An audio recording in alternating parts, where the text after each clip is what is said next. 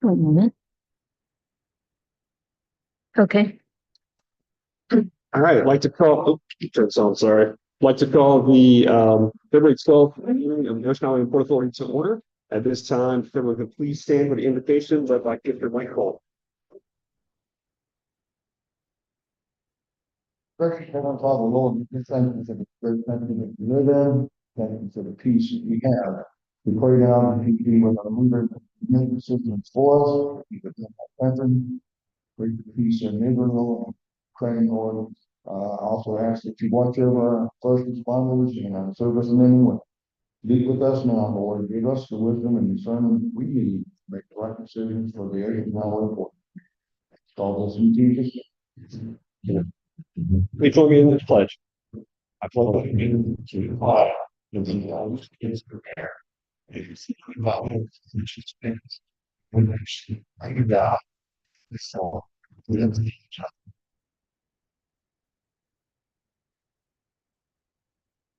Representative, please call the roll. Commissioner Moore, Commissioner Cole, Here. Vice Chair Nelson. Here. Commissioner Hill. Here. Chair Taylor. Thank you. And so we do have some guests here in the audience. I want to thank you for coming, for joining us, and really playing a role in this process. It's very important. So certainly grateful to have you here, your comments. At this time, we ask if you have any comments for non-agenda items. You're welcome to approach the podium now. If not, I know we do have a speaker card for, and it is on the agenda. We'll get to that as soon as we get to that item. All right, this time we will entertain a motion for the approval of minutes for January 8th, 2025. That motion to approve. Or motion to approve. We have a second. All those in favor? All right. I'm sorry, who's second? So Commissioner Cole. Thank you. Second. And tab 8, report attorney reports. Patrick. Thank you, Chair Taylor. Some quick updates in the property appraisal case, which is still going. Got a number of things going on. First, the property appraiser's motion to dismiss will be heard by the court on February 27th. We have a hearing date for that. February 27th is a hearing on their motion to dismiss. That's the 2023 tax year. And our opposition motion has been filed. And then we also have filed a motion to consolidate the 2024 tax year with the main case. That is to be heard now on March 20th. So we have a hearing date on that. We also have a draft motion for summary judgment on words.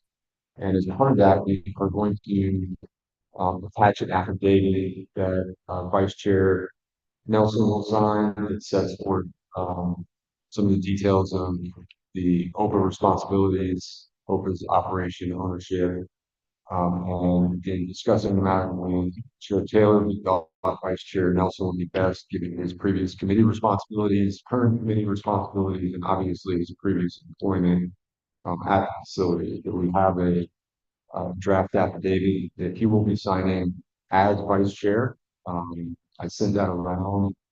If you have any objections, please let me know. I want to have him execute that, and that'll be attached to our motion for summary judgment, which again is not yet filed and is primarily based on the Gulf Breeze Supreme Court opinion that came out late last year. So that's the status of the property appraisal case. We also have a couple of agenda items, one being future legal services. So I've sent out just kind of a sample RFP. Didn't issue an RFP the last time. I think it was just one of the simple when Judge Graham resigned and I and a number of others applied. So you can go that route and kind of polish that up, provided it to the chair. And I also sent which is in the packet, complete, an example RFP for legal services that the city of Mexico Beach sent. I use that one because it's a similar entity. It's a small entity, so it's a comprehensive, pretty simple, I guess I would say basic example. So really just the direction from the board on which way you want to go and how you want to proceed and how you want to put this out there. Well, and first, I'll say publicly, this is the first time we actually get a chance to say this, but thank you.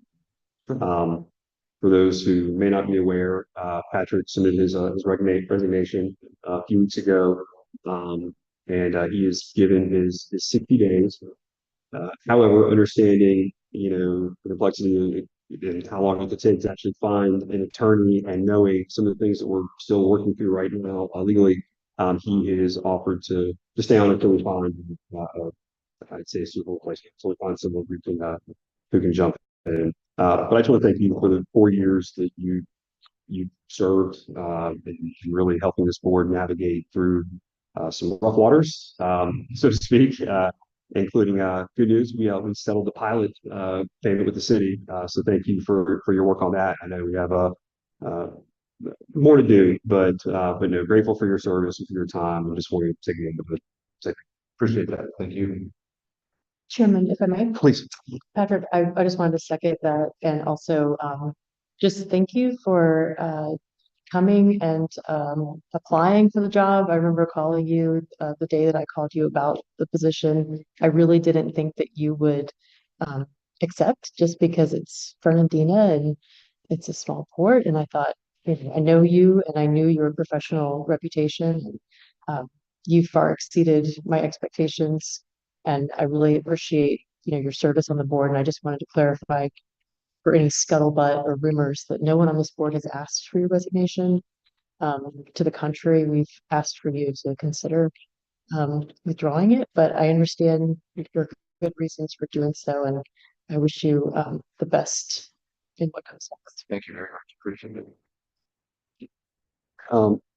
So in the discussion for legal services, so we have, like Patrick said, we have two options in front of us. We have an RFP that will, I think, be a little more detailed of understanding the scope, the intent, what our requirements are. And then we also have, like you said, what they did last time before, just an ad that went out where we did have some applicants put through. What's the board's? It's on the discussion. What are your thoughts on either an RFP that we can clean up and we need to really spell out some of those responsibilities and those duties, or do we want to go with an ad, legal service advertisement? I like the information people are making, things like what we need. I think that not be, give a, that clarity on exactly what we, exactly.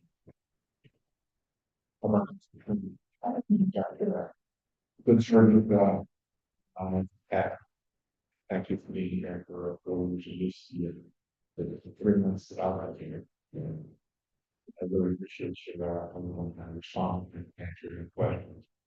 I think it's important as we move forward, to get into a better footing. We fully understand what our expectations are, RFP, better laying out, and just putting in, very appropriate for some qualified. Chairman, I think there was a motion. Did it fail? Or- I just, when I was a discussion on Okay, okay. Yeah, we haven't got a motion. Yeah, just gonna Okay. weighing the options into. But I agree with you, Mr. Moore, and Mr. Kroll, it is, I think we get more concise with the RFP and, so I mean, that's why I asked Patrick to find a good template for us to work from. It's something that we can kind of get together fairly quick because again, I know he's offered to stay on to help us through this, but yeah, obviously don't want to be too long. So any other commissioners have any thoughts? I'll make the motion for the RFP. All right, so we have a motion for to move forward with the RFP. I don't necessarily think you need a motion at this point, just because you don't have an exact draft for OHPA. If the direction is that's what you'd like me to prepare and polish up for the next Yeah. meeting, then that's what I'll do in between now and then. I can get something out I'll to you withdraw my the motion. next couple of days. I was gonna say, could you have something ready by the 26th? Oh, yeah. Okay, sure. All right, great, perfect. All right, so Then the only other thing I have, you got another item under 11 that we get to, but for my report, We did get back the draft RFP for the continuing engineering services from the operator, but not in time for this meeting. So I'll make sure that's teed up for the next meeting for you all to take a look at. Otherwise, happy to answer any questions. Any questions for Patrick? Yes, so could we talk a little bit about the qualifications for Sure. attorney, just because it's been a few years? Could you just discuss a bit about like the work and the types of activities that you've engaged in?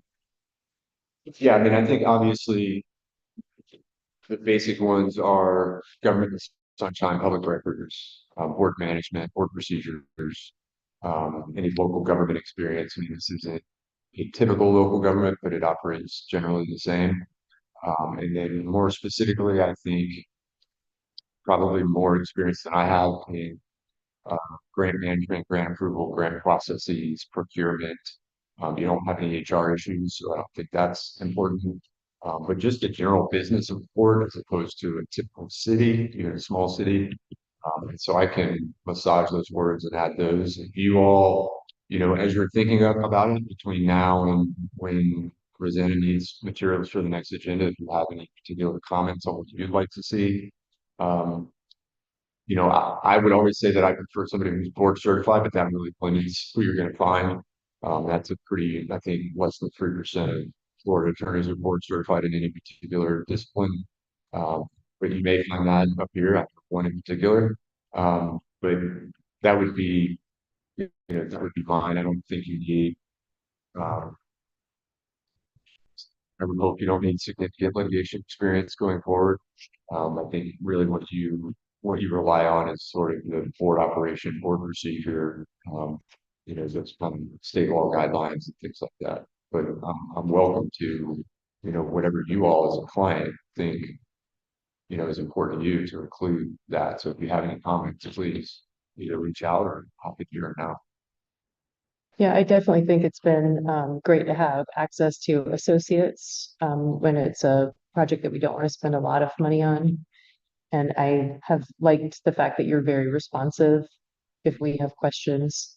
Um, it Whenever you hire a lawyer by the minute, you pay every time you have a phone call, which we see every time we have questions. Individual commissioners, obviously, we can't meet outside of the sunshine.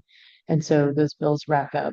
And just as we manage legal expenses, just be mindful of the calls that we place to Patrick. I would just say, as a rule of thumb, it's always better to place a phone call to Rosanna if you're trying to find something, because she is our full-time employee and she's very happy to respond and provide information about what we talked about in the meeting, what was discussed. Pierre is also readily available and he's not charging us by the minute yet. But that's all I have to say about it.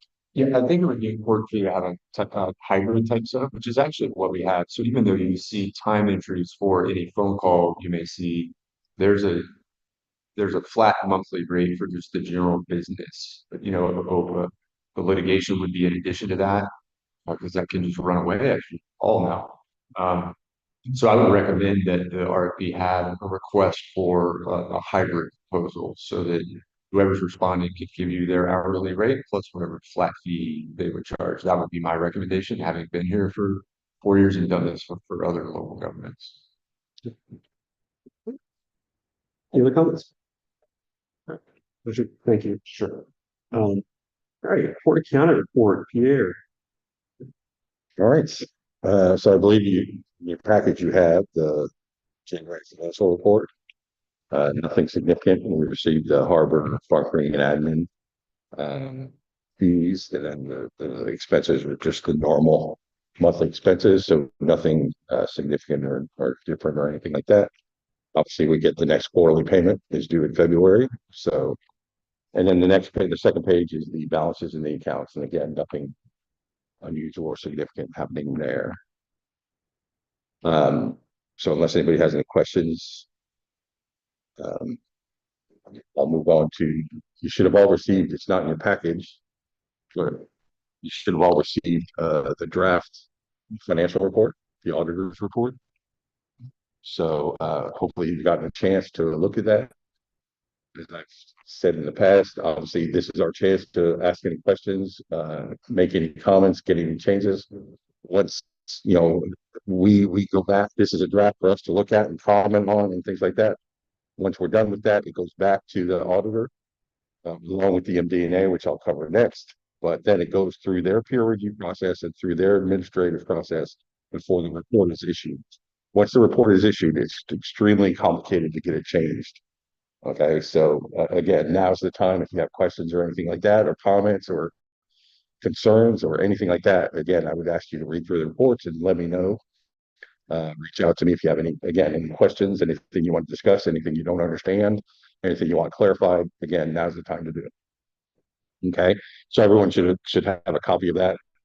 It's a draft, so I think I asked Rosanna not to include it in the meeting packet specifically because it is only a draft. Final report will be issued in the next, hopefully by the next meeting, but definitely, so as soon as we get the MD&A. And so the next item is you should have also received the MD&A, so management discussion and analysis. As I've said before to this board, this is our comments that accompany the auditor's report. So this is, 3, 4, however many pages we want. This is written by accountants. This is written by me. Obviously, if somebody else wants to write something else, by all means, it does get reviewed by the auditors. You can't just write anything crazy in here. But as long as it's reasonable, it is all management. In other words, the Ocean Highway Port Authority Board's discussion of the financial results.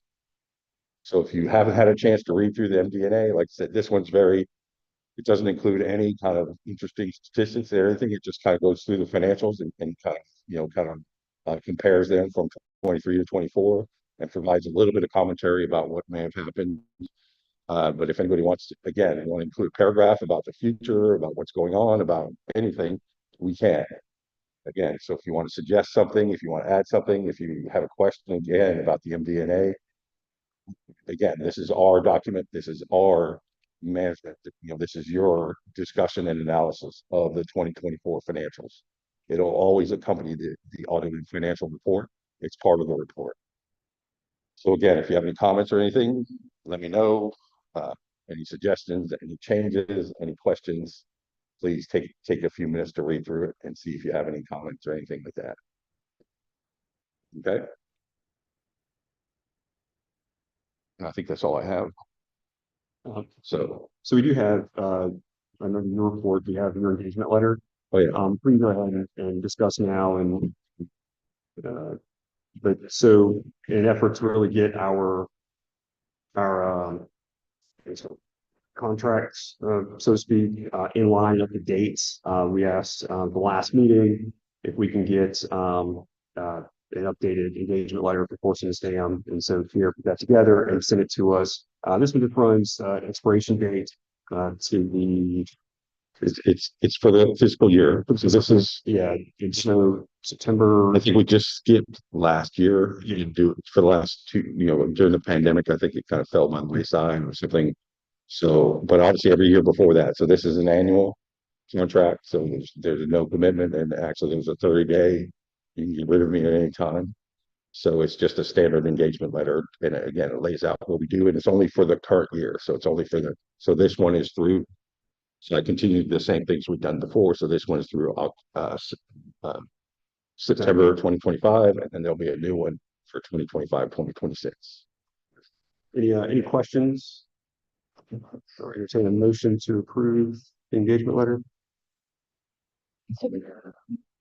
I'll make a second for discussion. So are your rates staying flat? Thank you. Thank you. And thank you for hosting so many meetings and discussions and keeping us on task with our financials.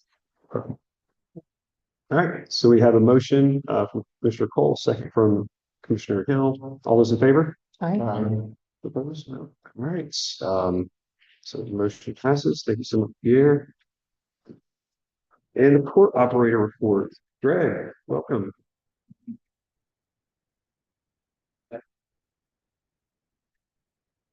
So, good start to 2025.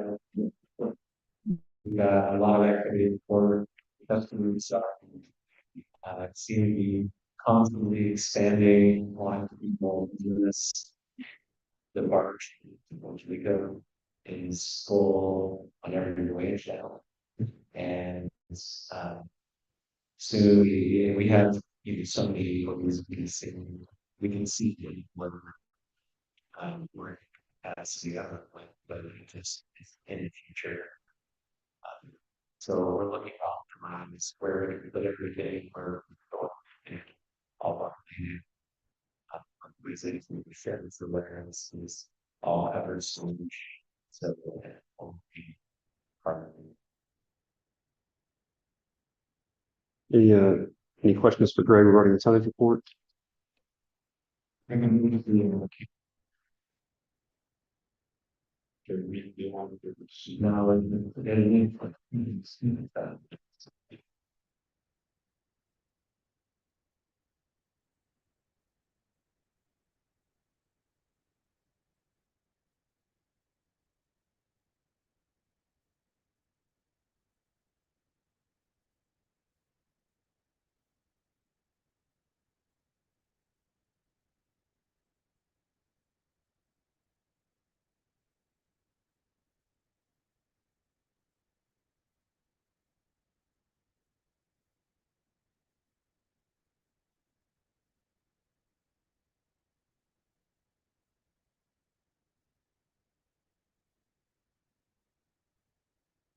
All right, thank you. Do you have any update regarding facilities or maintenance or anything you want to share? no, only the crane refurbishment just continues on. We've got, I don't know, this is, but we are patient in the place and also uh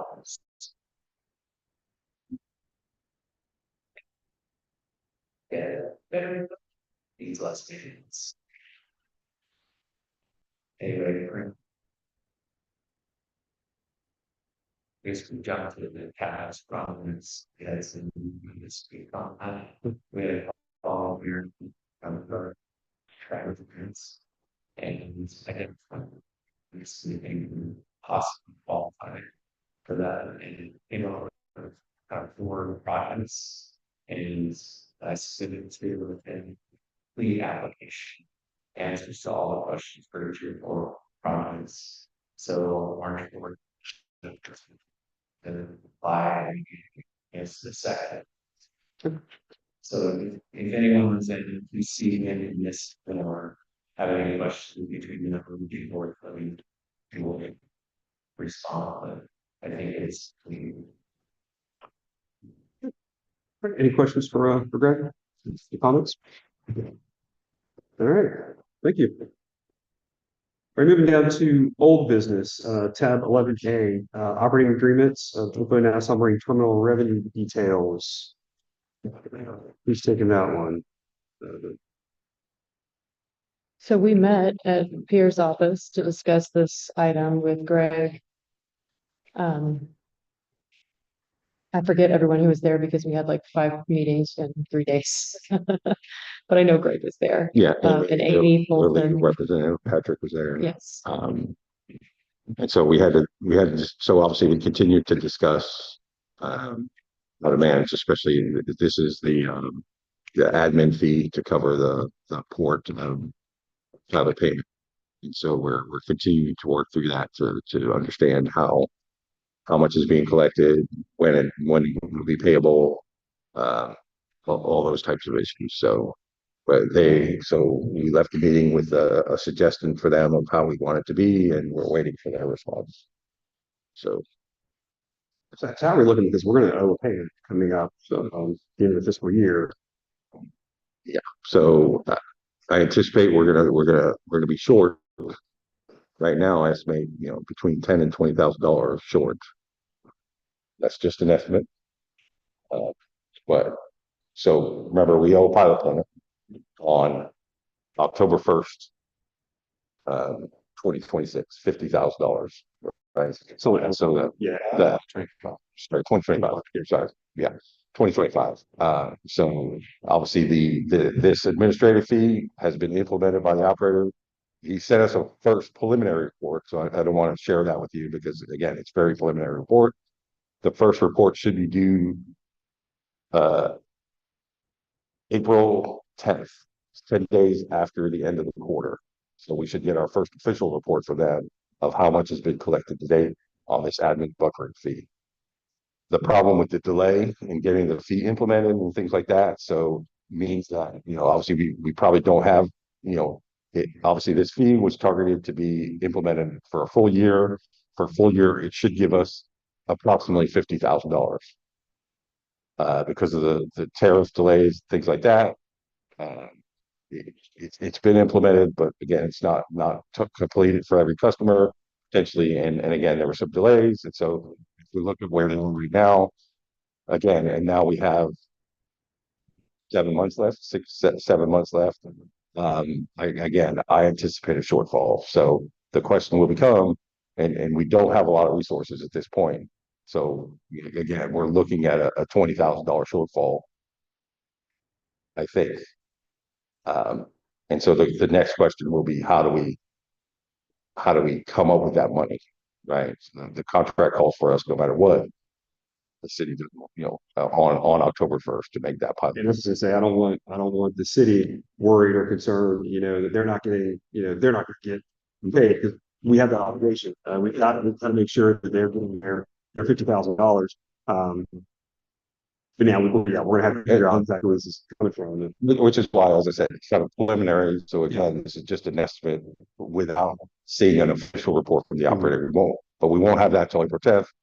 Obviously, I don't know that we want to wait till April 10th, but I'm starting to look at the cash flows, money we're going to need at different times during the year. Remember, on October 1st, we have a lot of money due because we also have to pay our insurance at that time, and uh, Florida Ports Council dues. Both those are two big payments that are also due at pretty much that same time. And so we need to make sure we have enough money for all that at that point in time. So again, we're going to look at the cash flows, see what the options are, and then obviously we can come back and discuss options.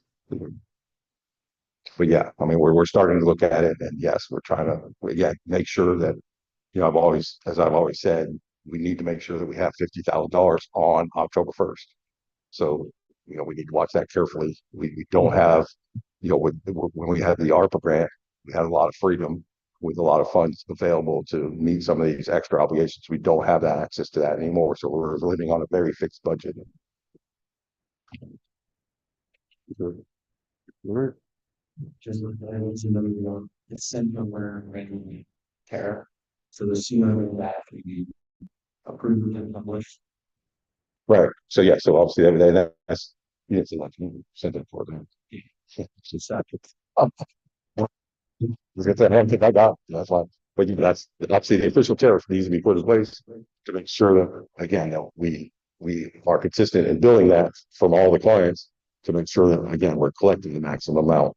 This is not the fee is not to give us a crazy amount of money. It's for $50,000 exactly in 1 year based on the amount of customers, things like that.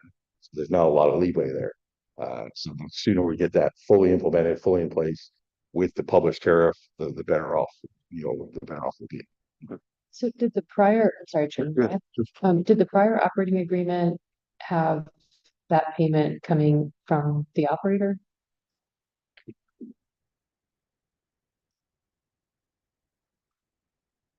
Where was the fund coming from? It came from bond fund. So remember, I mean, obviously the fixed fee was much lower, right? So it was 50,000. The fixed fee was $80,000. This is the previous operating agreement. The fixed fee was $80,000 and only rose by inflation each year. Most of the audit fees and things like that were draws for the bonds from essentially remember all the Ocean Highway Port Authority used to receive was $80,000. That was for the salaries and things like that. Things like the audit, the Ports Council fees and all that came from all the other revenues went to the bond trustee right, to essentially pay towards the bonds. Okay, and then the funds that were needed to operate the port were drawn from that. So there was a joint written request from the operator and the Ocean Island Port Authority that went to the trustee to pay the Florida Ports Council or the auditor for the pilot payment. So it came from the port fees collected by the Ocean Island Port Authority. From the bond. Well, so obviously the fees were to pay off the bonds, right? All the money. So at that point in time, any additional money was used to pay the bonds, right? So all the money collected went to the bond trustee. And then obviously the stuff that was needed to pay the operations of the port were through a joint written request. So the operator had to agree and we had to agree to be able to draw those funds for any specific purpose. And then when the board at the time entered into the current operating agreement, the fees were sunsetting in 2018. No, but so essentially because we weren't going to have a bond trustee anymore, we weren't going to have bond funds anymore.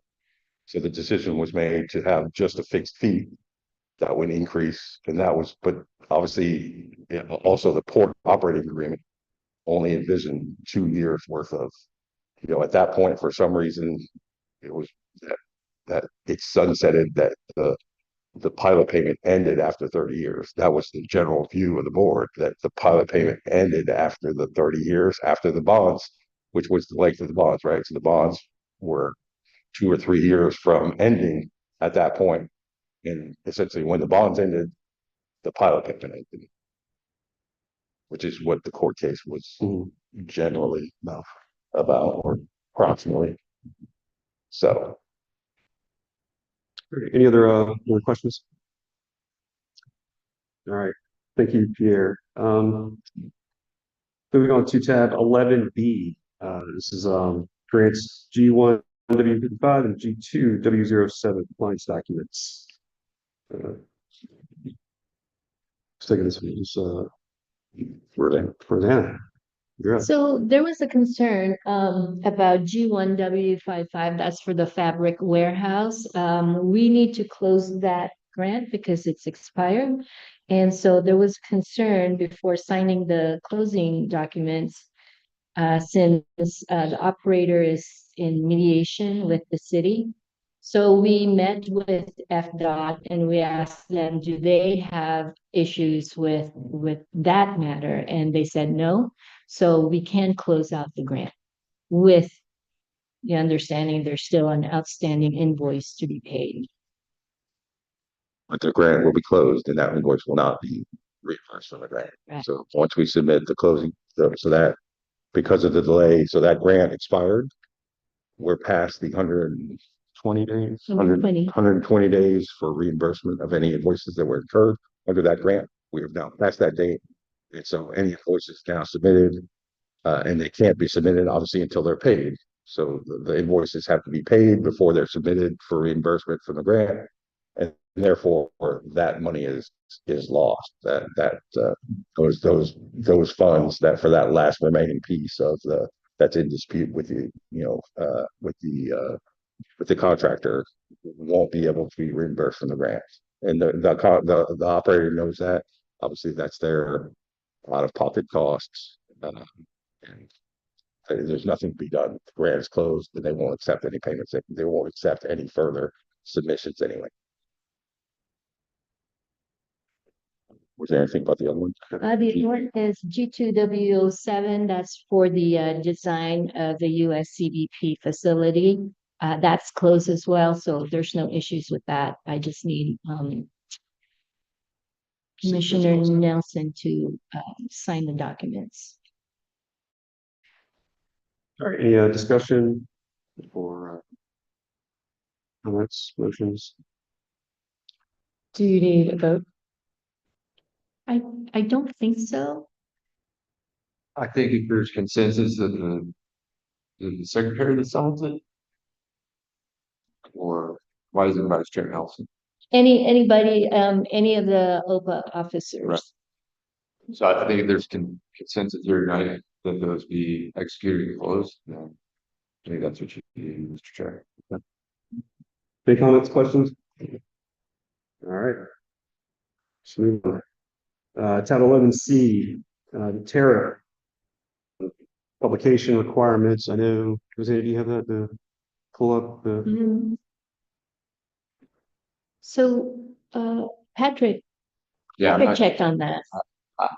Was it me that put this agenda item on? We did look into whether the tariff is required to be published on like a third party website or platform. There's nothing in the code for federal regulations that says that. When it says it has to be readily available and free to access by this entity. There's no state law that requires any third party publication. So not sure whether it was done in the past, but there's no requirement that you go to some other entity and say publish our tariff. It just needs to be on our website, available and free of charge. I have a question, Chair. Yes. Does it have to be on Savage's website as well? I don't believe so. Okay, just OPA.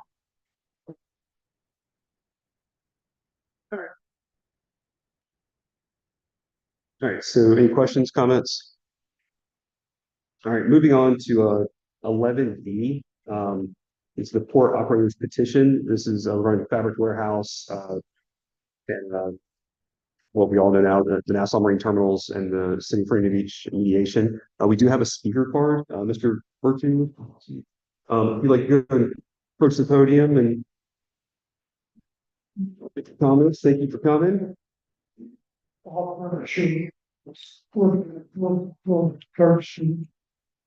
put my reflection on words like from but it was the picture what the all comes the amendment. So, But what's really in the package is the new amendment petition against the city. It adds open as a petition. I wouldn't do that, to be honest with you. I would have one more thing where they're taking on the city. I would stay away from that. And really nothing to do, as far as I know, at least to my knowledge, with the construction of the warehouse in question. So why add to the as a petitioner, the amended petitioner? well, and Mr. Virtue, and I think we're, I know we'll get to that because I do have a question for Patrick regarding why it's being limited and we're being decided to it. But we're going to get to that so we get those questions asked. But if you want to wait until we get to the discussion and then you can come up and speak, that way you have everything, or if you want to go and say your comments now. No, but that's my basic comment is, Okay. if OPA had nothing to do with the construction of the warehouse. Even the amended position reads, for example, the OPA with the assistance of the, I don't know, I have the exact language. With NMT as its representative engaged in contractor. OPA had nothing to do with the contractor. So I would say, why, again, it's the point of why put yourself in a position where you are position against friendly people. There's no sense to it. Thank you. Thank you. Thank you for coming. Patrick. Sure, and counsel for the operators here as well, prepared the amended petition, Mr. Lacer, so we can, you are willing to entertain, Yeah, absolutely. Start. Of course, yeah. Because they're kind of the ones handling it, not going to fill in the gaps and talk about the other two documents you have in front of you, so. Good evening, Mr. Lassier. Thank you for coming. John Lacer, with Local Runner Showers, 96015, Beaver Boulevard, Suite 203, Frontage Beach, Florida. And I am with verse 40 game group and with your prepared petition and the agent honor that should be requested to tonight. I don't really have a presentation on it ready, but I do comment on a few things. This came about in an effort to resolve the issue, the citing of the fabric warehouse, and then so it was determined that we the city that perhaps some flew over 751 petition be filed to allow the parties to come to a mediation with the city of Fernandina Beach and come hopefully to a resolution that all parties satisfied.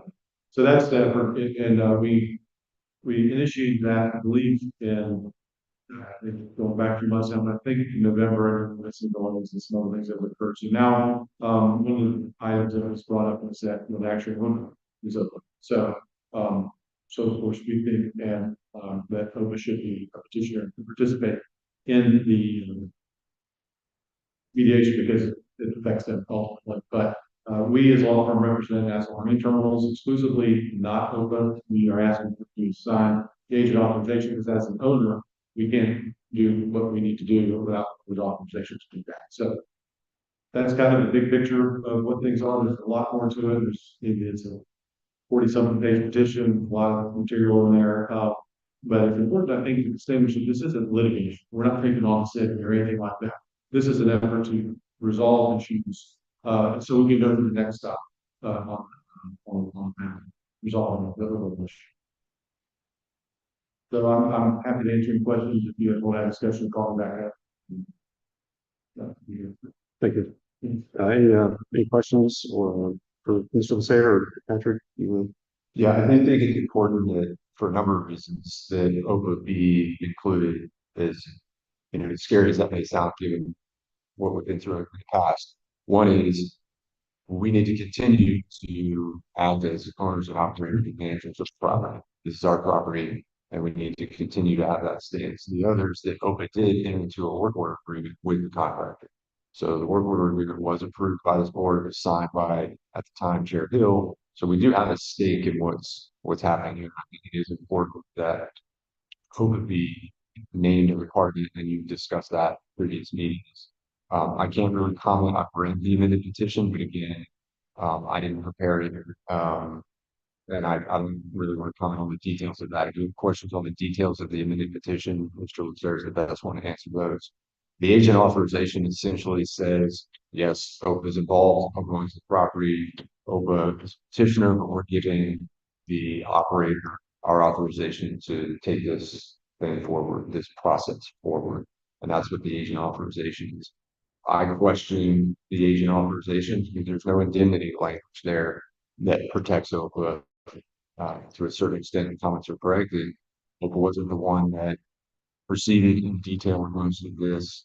The operator did, via their contractor, and then there was an issue with permits. So you have a draft letter that I received just this morning, that essentially demands that the contractor indemnify. It's not the operator that indemnify, but this is the contractor. That's what was presented to me as an option. I want to make sure that OHPA is protected. That's my job. And my recommendation is that both the contractor and the operator indemnify OHPA. But what you have in front of you is that it's actually a demand. So it's in a sense a tender of defense to the contractor. It's not an agreement by them that they will. It's a demand by us that they do. And so that particular issue is kind of still out there and needs to be resolved. And this is a mechanism to resolve it. I think the agent authorization and the amended petition are fine. And I want to make sure that as a petitioner, OHPA is then not put on the hook for fixing this. And the way to do that, just like the operators done, the operators say, we had a work order with the contractor, the work order included that the contractor would go get it from. The contractor didn't do that. So the contractor should be on the hook, and that's what this letter demands. But you see what form it's in, and we don't have it yet. So I'm not sure exactly what approval or what action item the board needs to take on the amended petition. I think the agent authorization is fine, and I think sending this to the contractor is fine. If the contractor refuses, then we're going to have some problems. We'll work through it with Mr. Lasair and the operator. That's fine. That's kind of where we are right now. Happy to try to answer any questions that you may have. As an action item, you do need to take action on the agent authorization, and then I would suggest that you either give me direction to send a demand to the contractor or some other option that you may all come up with. I would say not a problem. Consensus, legally related to no, not active pending litigation. Any comments, questions? You have a family, one, seven, they can hear it all on you like that. That's a good.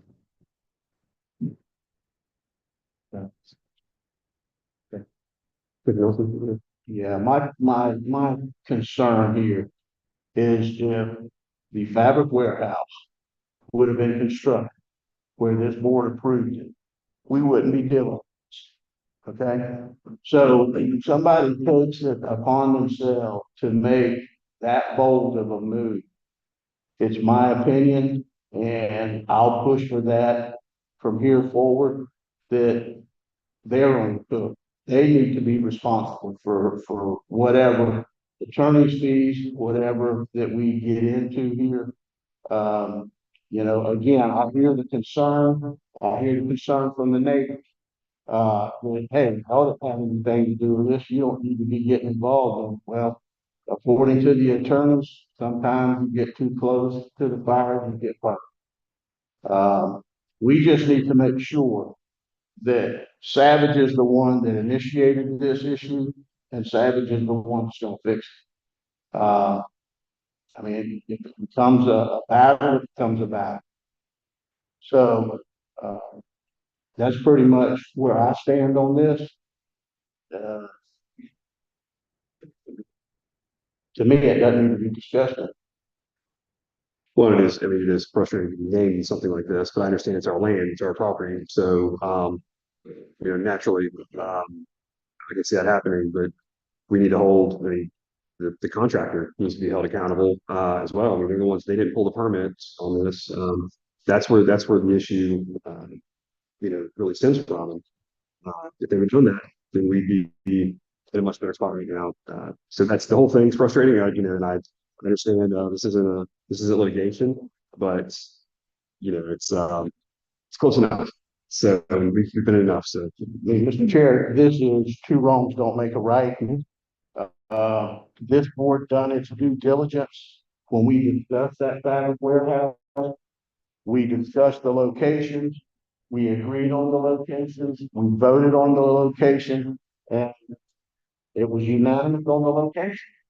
So beyond that, if they take it upon themselves to move it to where they feel it's convenient, then you know what? There's a responsibility for choices that you make. Jim, Yes, I echo, Commissioner Nelson, Commissioner Taylor,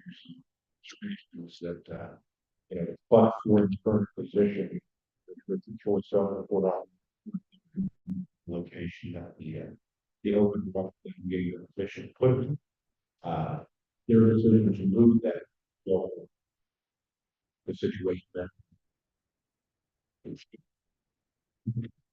Mr. Hill. so I wanted to speak to Mr. Virtue's comments about the agent authorization. I understand with permitting applications that there are processes that have to be followed in order for us to proceed or for the permit to be requested to be reviewed. And so in order for anyone to get up in front of the city, they have to be an authorized agent of OPA. That's not the same thing as ratifying all of the acts of the operator. So I just want to be very clear that we're not ratifying their acts, and we're not, I haven't reviewed their full draft response. John, I apologize, I haven't read the whole draft, but just, we do want to be clear that we're not necessarily like waiving any claims by doing that. So I would just like to ask Patrick to take a look at our operating contract. We have a services contract with Coast to Coast, and it has exhibits which reference the permitting process and who will be responsible for developing the permitting matrix and how that will be communicated and how updates will be managed through the operator. And so I would just ask if the board agrees that Patrick take a look at the Coast to Coast agreement before we authorize the request for defense and indemnity, and just give us some advice on what our options are for indemnity and what the best path forward is, rather than to sue the contractor or to make a demand. Yeah, I can certainly do that. If that's the direction of the board, I would ask that you not take action on the agent authorization because it says in here, if you see the very last line up there, to send a letter to Coast to Coast to observe its rights against the contract available in the work career. So if you want me to dig a little further, want to revisit this in 2 weeks, do that. But then I would suggest we hold off on all of it, which is also going to hold up, I believe, is they're filing the committed petition. So he may have something to say about the timing where they are in the city because I haven't been part of the conversations. Have you reviewed the draft amended petition? I have read it, yes. Okay. So would you be comfortable, if we deleted the last sentence of the letter to Coast? And then we sign the agent authorization so that we don't hold up their, That's what we need. I think I'd like for you all to hear from Mr. Lucero, procedural posture, where he is, what he needs. I know there's delay on the city side, but they're changing legal counsel and leadership, so maybe he has to decide on the timing and would you join target schedule. Yes, and we've, John this area, and, which was, like, Mr. Hill, last sentence, we wanted to believe that the banner, regarding the Coast demand for indemnity? is it the agent authorization of The very last. okay. It's up on the, screen. Over agrees. Okay.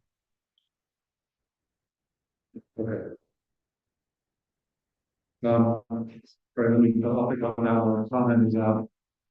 I first want to respond a little bit to the discussion that was brought up.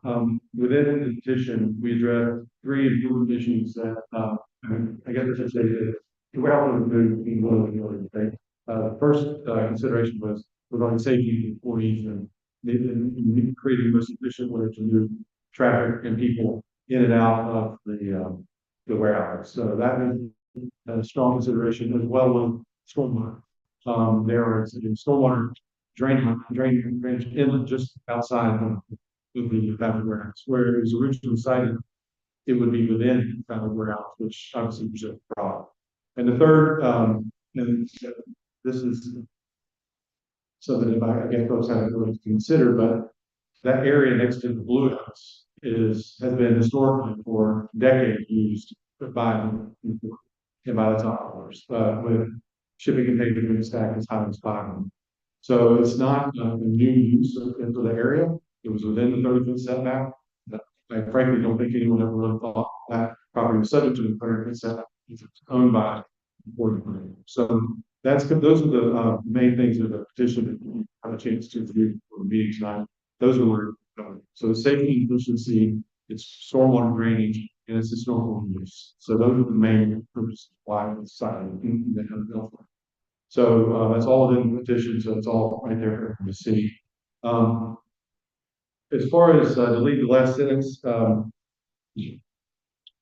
got it this morning, Patrick, as well, so those are don't believe that. So the effect of deleting that,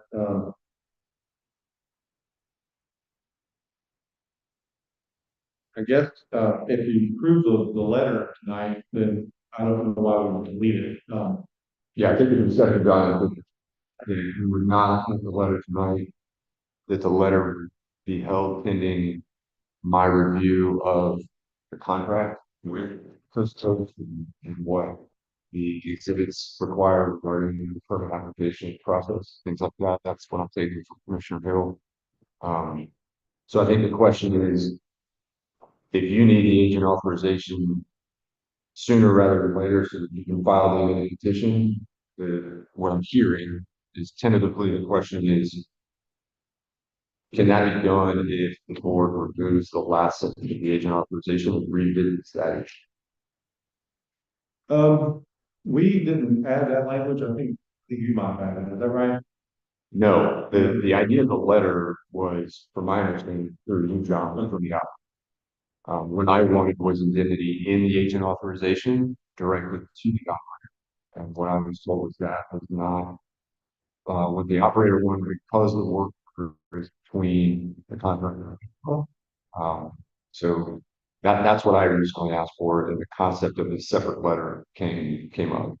Would this be kicked out in the next meeting in 2 weeks? Yes. But I think that would be probably. Okay. And I think we've covered pretty much all the bases, but yeah. And so I like to make sure I have all the information stuff. Okay. Just trying to see. And and then in the meantime, I'll do my review. Do we have a date for the hearing yet? No, we have to file because of the way it is. We were gonna file tomorrow. If it were. Is there an issue with another 2 weeks? I don't know what's going Now, on. I mean, it's a 45 day. So we were thinking it would be April. That was mid-April. So does Coast to Coast response determine whether the operator will proceed?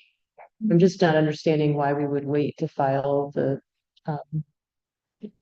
amendment, the filing with the city just for that one sentence.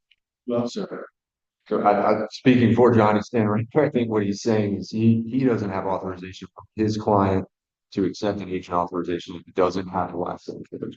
And so if he can clear that up and I can do my work based on what you just asked and I think the board agrees to, then we'll come back in 2 weeks and hopefully have it. Would it be possible to do it interim? Not when we be joined together. The meetings have to be published, notice has to be published, which we don't have time. Then, yeah, I think I should do that. So it's 2 weeks, it's not 2 months, 2 years. Then, we've been working on this, Mr. Virtue has a question. Oh, Mr. Virtue, yes, sir. Sorry, good to hear.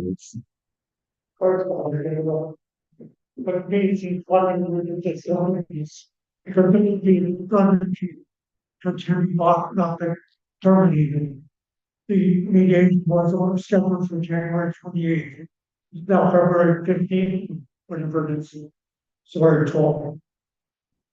So this issue would be done. The last amended petition did not have a bond. That's the one that went forward on January 28th. So I'm thinking to myself, why is that for me to happen? You know, if it was good enough for January 28th, why is it good enough now? The way it was, why did it have to change? Why don't we be involved in the picture? They weren't for January 28th. That's what the issue until after that. Thank you. Thank you. Chair, Yes, sir. I would also like to say that I know this attorney that's, here on behalf of the operator is only going by the information that he was given. Doesn't make it true and transparent information. If there was a problem with the issue that the attorney just brought to this board, the operator could have come back before this board and said, look, the position that fabric warehouse is supposed to be has these problems. We could have discussed them. Personally, and I've been at that terminal. I had 12 years out there. The excuses that he gave are null and void. And I just wouldn't even entertain that. So I challenge this board. Be careful. Don't believe everything you hear. If you need to go out, go out.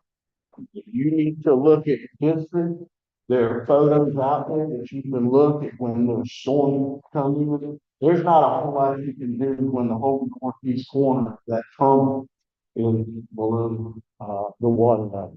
So don't be thrown in by that. I think they're looking for excuses to try to cloud and muddy the water.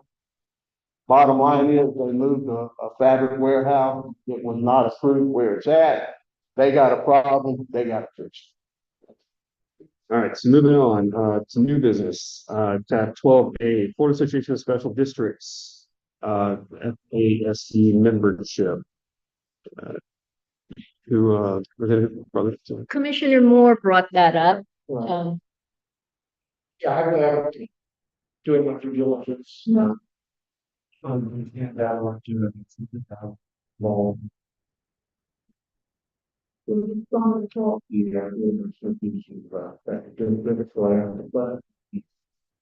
been a member of the board of numbers? Good idea. I'm a member. Cat Brad is that we discussed in these rooms in the community tonight. You know, there will be activity of this organization. But as a special district, you know, it seems like something that perhaps we should consider. Yeah, so my question for you, one, of course, what's the cost for the membership? And then two, really, what's the benefit and the resources that we would gain? And would it be beneficial? We did have membership years ago, and it was not renewed because we had no money. So this is, these are the fees for membership. And these are the explanation. And I forwarded this to the full board, this information. But there you have it. 750, we get these. 1,500 with the.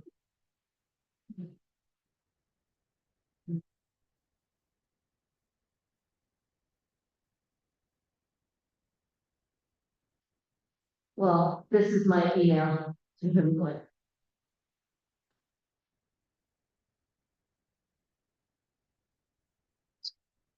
So Commissioner Moore, when researching it, did you see what the member benefits? I didn't pursue it any further. I certainly can if that's your.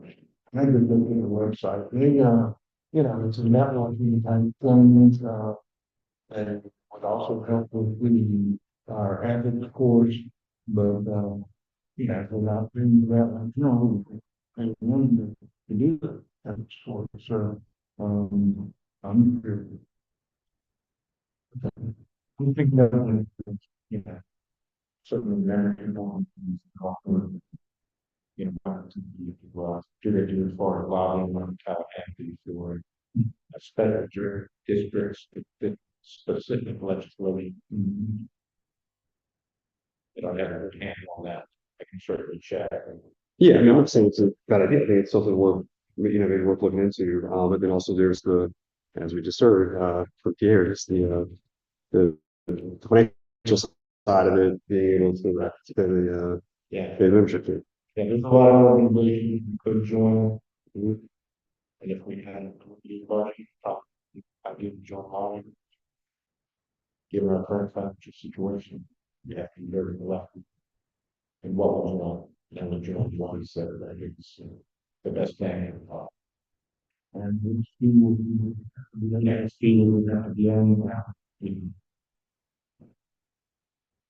Chairman, Yes, please. I'm not aware of what this organization does, so I can't speak one way or the other about what they do, but I can tell you the Florida Courts Council does lobby and try to influence legislation affecting courts, which are special districts, some of which have ad valorem taxing authority.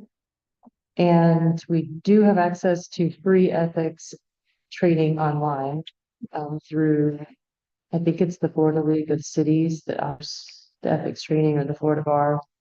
And that is a good alternative if you can't join the ethics classes that Tammy Bach used to offer in person. I'm hopeful that whoever succeeds Tammy will be kind enough to allow us to join their ethics training in the spring if they do hold one, which I hope they will.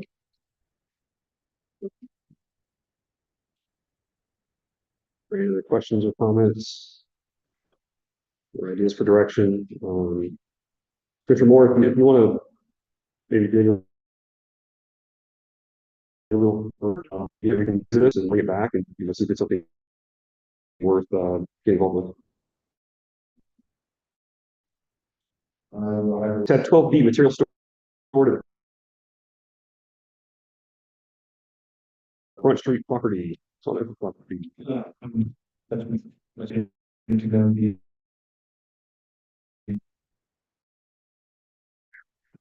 Not related property. Go at the front of the Front Street, it's the they call it the Blue Ring Factory. And Sammy Kimball between that plant and the gamma.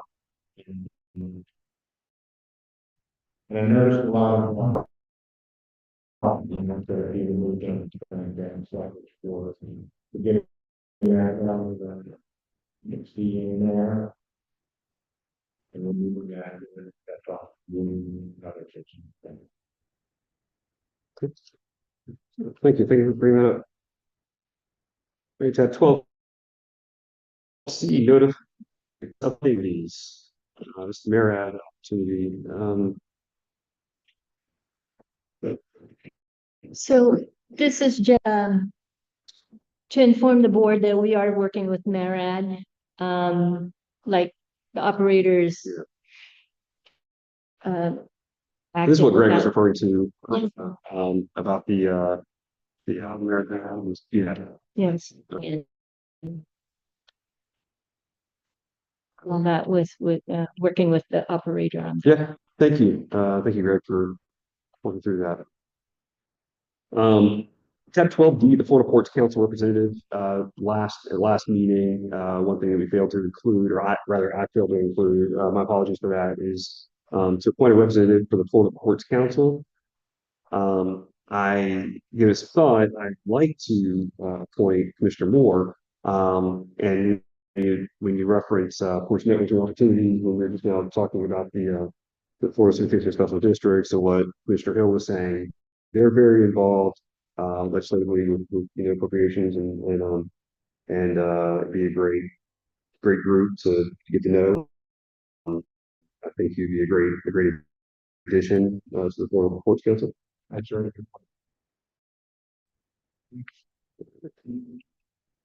Well, thank you. All right, and last item under new business. This item 12E, state appropriation with police and border patrol facility. So Davis Bean is here. He's going to give a brief overview of the appropriations to both Representative Black and to Senator Yarborough. And the request. Thank you, Chairman, Vice Chairman, Commissioners. In front of you, thank you for your contributions to the board. Davis being on behalf of the Fiorentino Group, on behalf of National Marine Terminals, in pursuit of supply state appropriation request for the Customs and Border Protection Facility, as discussed in this by this board. We had both the House and Senate forms, so a little bit about the process. And these forms are required to pursue a state line appropriation. It's the first step in the process, securing House and Senate sponsor. I believe the last time OHPA went through this process in 2018, and it's changed since then, where in 2018 these were actually bills that were filed before the legislature and then was discussed in committee. Now they're just going to post it online. And you go into budget conference towards the end of the legislative session. So around mid-April to late April, where the state budget is crafted. So before you have a request for $2.448 million in the matching fund section, you'll see existing dollars from instead, as well as a contribution from the operator. And then the recipient of the request is OHPA. And so that's why we want to make sure we came before you, present these forms. We've had preliminary conversations with both Senator Yarborough and Congressman Black. Those are obviously supported with their home districts, and wanting to bring this before you and have to answer any questions you may have. All right, any questions for Davis? How much was the match, the FSTED? So the FSTED match was 146, and so that number is higher because FDOT through FSTED has also contributed 25,000 to the initial planning design. Okay. And so also the other number includes The amounts for that is sent money from the OHPA. So the local match line will go to 146 to 146. So the way this is you can actually get the different pots of money into matching funds. Locally, there is no matching dollars at this time. I believe there will be other regions of the operator. That the T is where that is from. So we don't show, because the FSTED I thought required us to do a 50-50 match. And so that, well, Greg, he was paid for the operator. It hasn't been paid yet. So the 100 months of the ways. And that was the 73, I believe, for the 15% match. Oh, no, we match, we going up, we. Okay, so there was, the other 50%. Sorry. For the MSAT. Okay. That's right. I just didn't see 146,314 for the amount that OHPA or the operator would have to pitch in order to meet the FSTED requirement. So that's where I'm not trying to pick it apart, but I just Yeah. didn't see that number. We were talking about. Funding records. Yeah, 2025 to 2026 fiscal year. So then the road fire would change to roughly 150. And then 70,000 would come out of the 248 to still be this. It would go into one for the local. Oh, sorry, yeah, you got 70 for the local. Correct. Then if I'm looking at it, would take it out of the 248.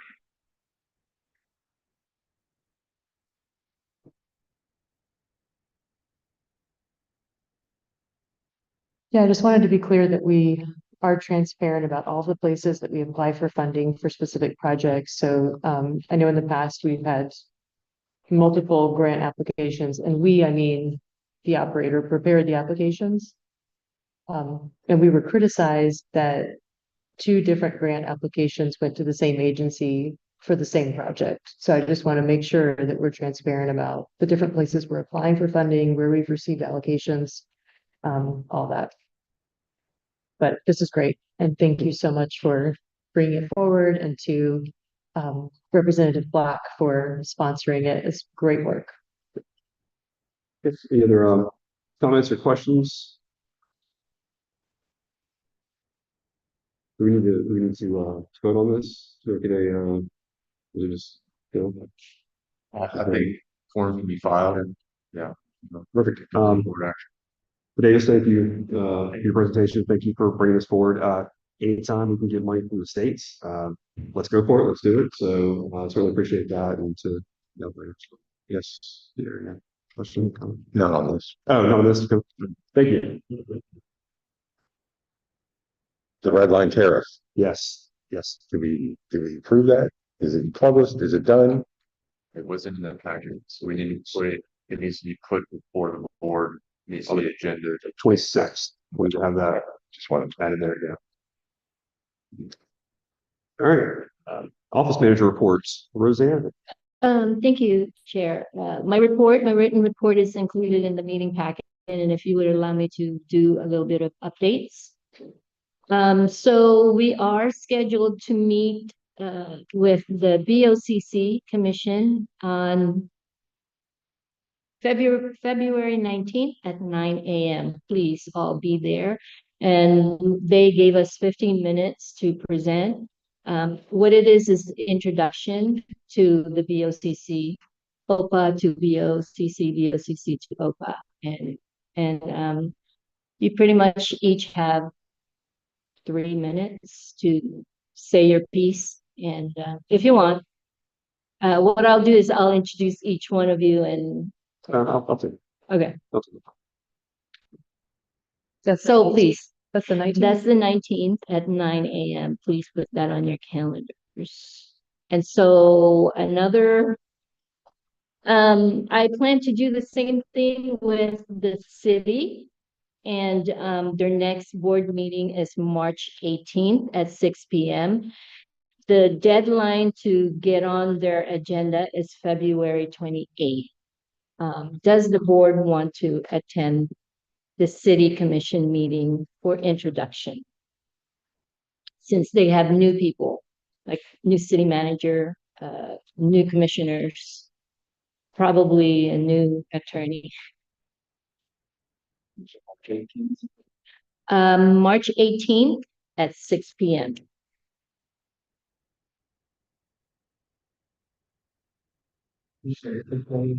Six p.m.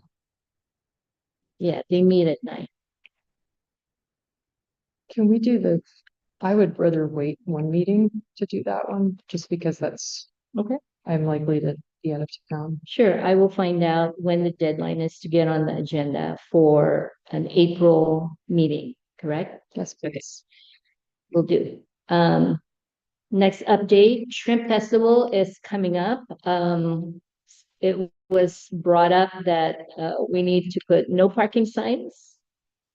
The OPA properties, and we talked about that, Chair. So, yeah, so this actually came up last year, and I believe it was Commissioner Hill who mentioned it. Correct me if I'm wrong. So I thought it was a great idea, but maybe using those lots to allow a nonprofit organization to come and park cars. So during Shrimp Fest, you have different lots are available for parking. It's these nonprofits using a fundraiser, and they charge anywhere from 15, 20, $25 a car. That could be an option if we have them there. People are going to park there. Why not charge them while they go towards a good cause? So we have our two lots. I actually, just in discussions with Kyle this morning at court, he even mentioned the Front Street property there. So we have some options if we wanted to do it. The Trip Fest is coming up May 1st, I believe that weekend. So that would be something that we would need to discuss sooner rather than later. But again, I remember you brought it up last year, so I just wanted to revisit that. Well, I think it's a great idea, and I know National Maritime Day is coming up May 22nd, and every year we wish we had funds to do something on that day to highlight maritime jobs, maritime industry. I believe this year is actually a meaningful anniversary for our longest standing customer of the port, and also for the port in its current location. So I think it would be nice to have something to recognize. It's actually International Maritime Day, but we have a little bit of time to plan something. So if parking raised money for something like that, we could host the port employees and the public and highlight the maritime industry. I would be all for that. And if not, if we want to support local nonprofits, I think that's a worthy cause. But I know in the past, Patrick, he's getting ready. He's getting, It's not, yeah, because I think you can check with the carrier and make sure that you can do that on liabilities. Yeah. yeah, the school board figures it out. So I'm not sure, Maybe fine. Maybe check that. I think it's a great way for us to, whether we take that approach, help support maritime professionals. I think it's great. Or again, it's kind of our way of just trying to get engaged, involved in the community, and give back and give an opportunity for someone to raise money by using property that we have in the peak time. So yeah, that's something we can maybe just bring up and discuss further maybe the next meeting. Yeah, It could be a simple waiver. yeah, That's all you need. yeah. Well, I told you our church does that for the Concourse d'Elegance, and they get 50% of the proceeds, and 50% goes to the Or Elegance. that's an option. Maybe 50-50. yeah, and we can discuss further, but maybe that's an option too, where 50% comes in and we can do something, and then the other 50% goes to a local. I have an idea. So if Savage is interested in doing something like that to raise money for a Maritime Day celebration, and there are employees that are willing to work it, if you're able to do that and you're interested, then let's go that path. And if not, if that's not something we have capacity for to manage, basically just to take the proceeds and manage that, then a nonprofit makes sense because they have the people to do it. But, yeah, let's get back. Thank you. All right. Okay, the next update is, Marriott sent out a labor thing contract solicitation up to 3 ships, and I forwarded that to everyone. So I don't know if that's a viable thing for the operator.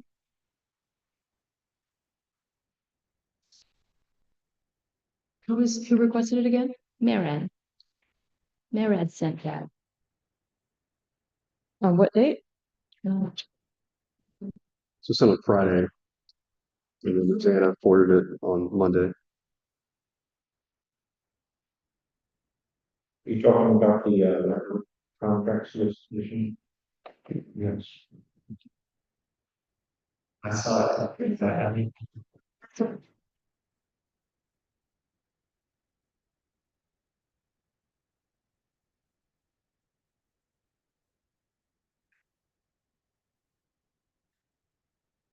We'll have a. Oh, it's later. So you know, definitely going to. Yeah, slowly we're.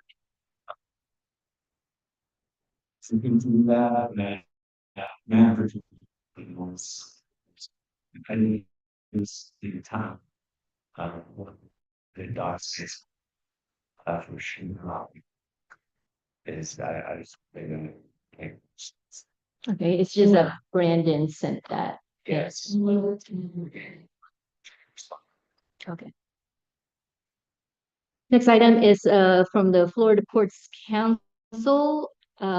It was a request for comments on Vessel Incidental Discharge Act. I don't know anything about that. Commissioner, Vice Chair Nelson, do you know anything about that? It would depend on what Savages use for their procedures in the event of a spill, which with my experience with them is almost zero. So if you want Let's, to, on the field, well, let's. well, you have field that gonna have recorded. Us. Yeah, it is true. So, Okay. leave that, but that's what that does. Yes, points or anything else. No, it's not. You guys. I'll stay. Well, We're gonna get past this. Sorry about that. Thank you.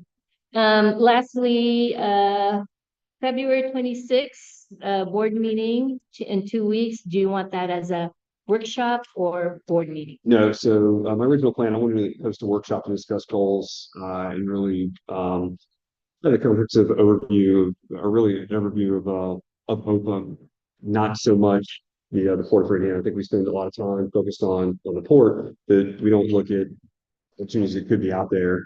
So I wanted to have that discussion, really toss around ideas amongst ourselves. The issue with having a workshop is you can't vote for a workshop, Right. and we have some items that this evening we've put on that agenda. So I think You can do both. So you could have a workshop portion and an action item portion. yeah, so we'll do that. We'll break it up some, and then but yeah, so we'll still do the same time, same meeting time. But yeah, we're gonna have some action items that we'll need to vote on. Okay, thank you. And that's it. Oh, there was one more item. For the TPO, priority projects for the Port of Fernandina, the 2024 annual list, the TPO asked for it.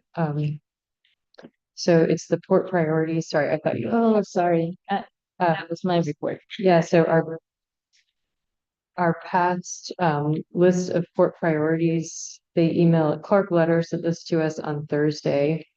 And in the past, our priorities for the port were resiliency projects to prevent future flooding, reinvestment in berths in existing storage facilities, addition of new covered storage and transit facilities, electric powered equipment for the forklifts and other rolling stock equipment at the port, and the Customs and Border Protection Port Administrative Office project. And we update that list annually. Kyle and I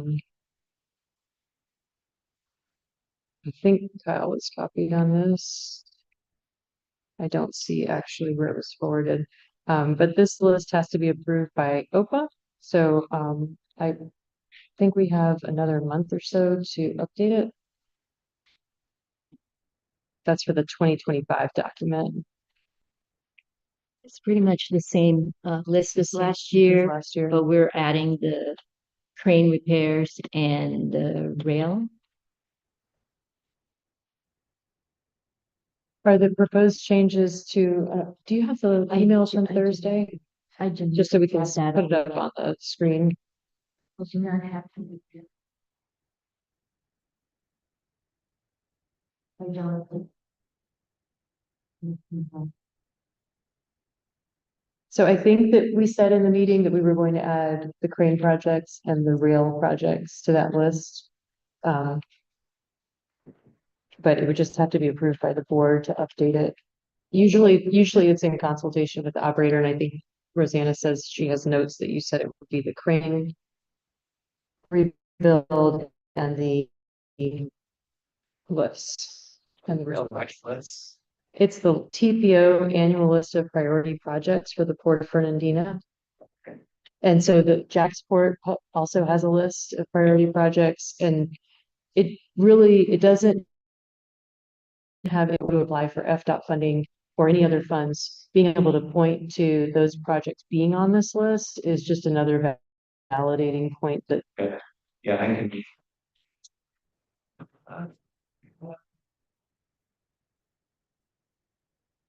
okay, so I guess we'll make sure that this gets to Greg and we get updates for the board to review in 2 weeks.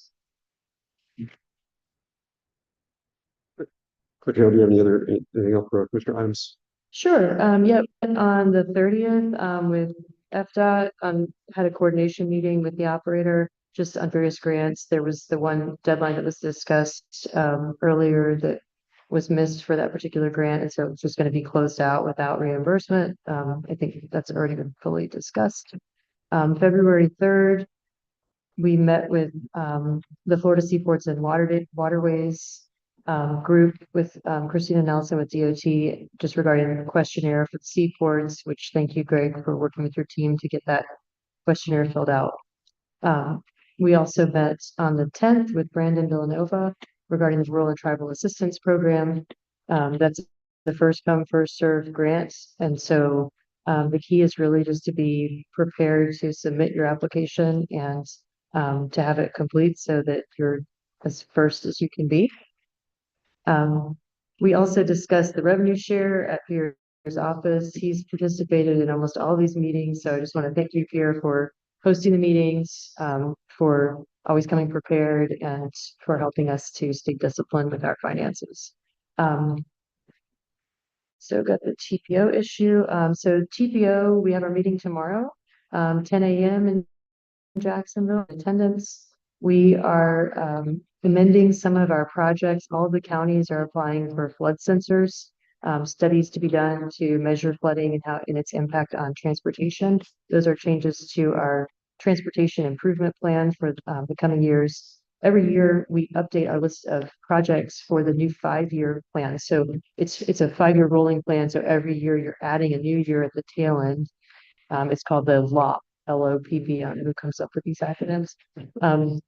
So the new process is helpful to Yulee and to Fernandina because it requires that at least one project for review, it doesn't mean it'll get awarded, but one project for review will be in the census designated area of the TPO, which Fernandina Yulee is a new census designated area. So Fernandina and Yulee should look to see a project included every time we're submitting a list of projects. There will be one that is within that census area, and that applies to all of the counties that have their own designated census area within the county, which is why we have 2 representatives in Nassau County, one from the Board of County Commissioners and one from the Ocean Highway Port Authority. And that is all. Thank you. Commissioner Moore, Commissioner Ennis. Well, Commissioner Phil sold, and the TPA technical advisory. So the office was out there, community studies and flood sensors, the same information that, we can cover. One of the interesting things was, they work on a unified plan program, and they do, transportation stuff, into your stuff. It's a 50/50 match road. So there are, all members were encouraged to submit a study to that one, process. And to include the reports that, we were considering, but, if we ever, do decide to do any, transportation related study in the future, that is, something we're going to get. That's all I have. Thank you. Sorry for stealing your thunder. Commissioner Cole. We have environmental update, and going to take on, and, the 31st, going to go on speakers, and I think everybody, all of these things were there. So very, very informative, you really, those conversations, for it. There's a lot of people with things that he's working on, hopefully, that will help out for the well. So, the MCED is also having vision retention expansion, meeting on 9 o'clock. For the all industrial, the green, and, they'll explain more things in the whole.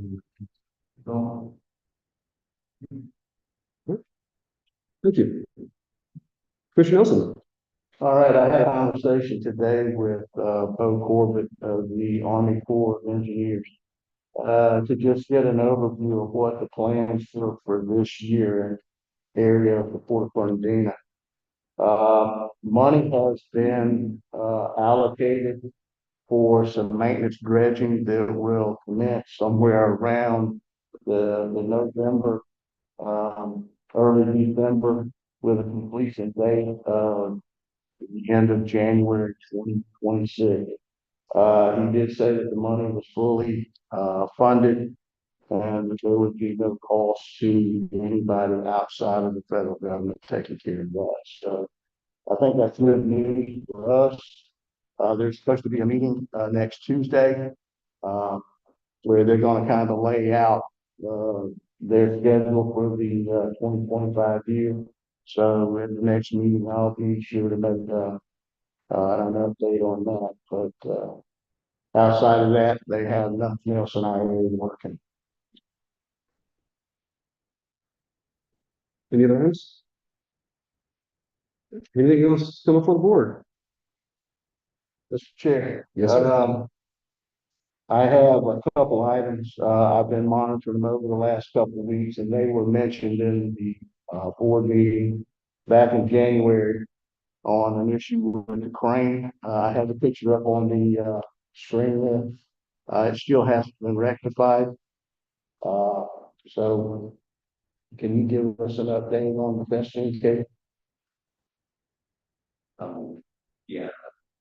I heard because safety issue when start on the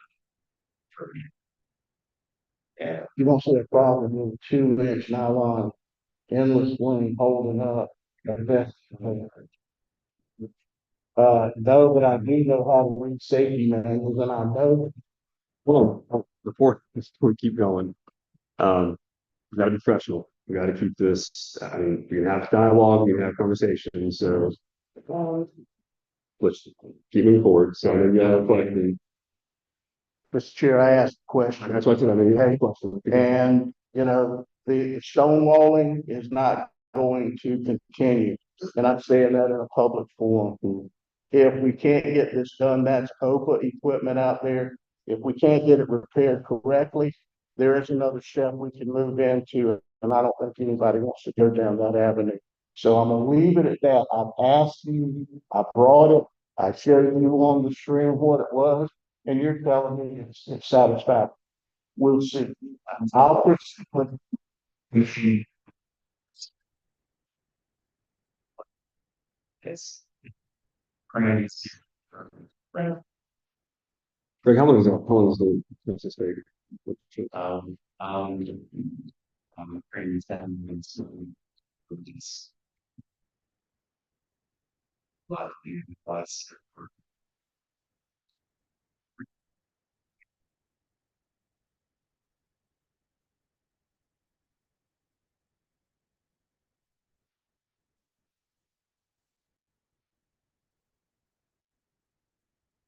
Any other comments or questions or anything come up before? I have a comment about the maintenance and refurbishment projects. So one of the takeaways from our grant meetings this week was that we need to have a longer term perspective with our application process. That when you look at other organizations that rely on grant funding, so that have, and we do have a 5-year capital plan, but to look out to what we're going to need in the next 5 years and to start applying for those grants, because the timeline for applying for funding, like there is funding available for refurbishing the grants. And some of those funds, like if it's a diesel operated equipment, that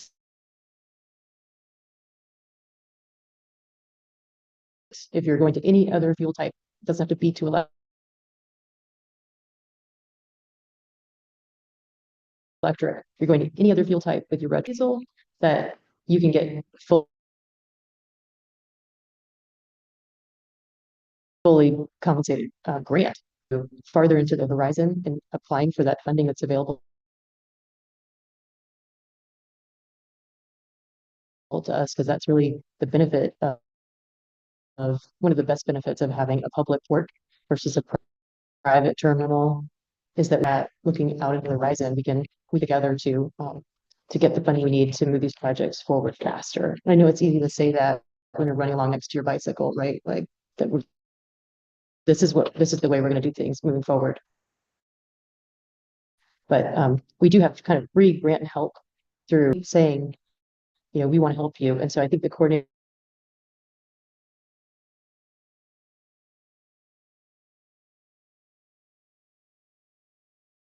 meetings that we're having, we're going to start seeing something together. And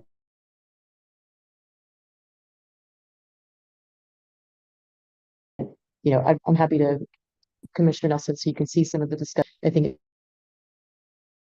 just takes time. But if it is a current safety concern, obviously, then I mean, yeah, I don't think that the board meeting is really the place for it. If it's that, I know the avenues of reporting safety concerns, and I know every worker knows the way to report a safety concern. So if it truly is a safety concern, they should report that. Commissioner, I appreciate that. We have a man here that's commissioner to bring that to him and not only tell him, but show him on the, give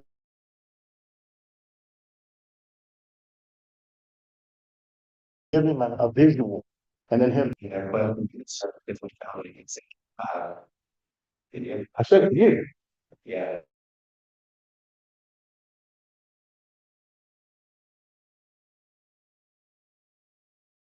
That was days out. Feels like Now, again, I'm not going to get into this dissertation with you on this. I brought you a problem.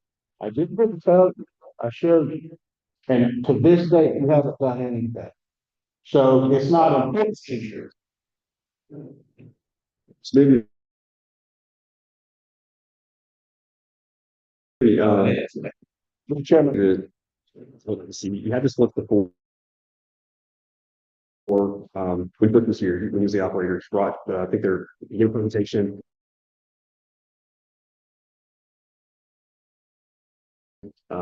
Regarding our safety and really, and then maybe something good that we have in the being, how to kind of give that, that presentation. So we can get an idea on safety, kind of your procedure.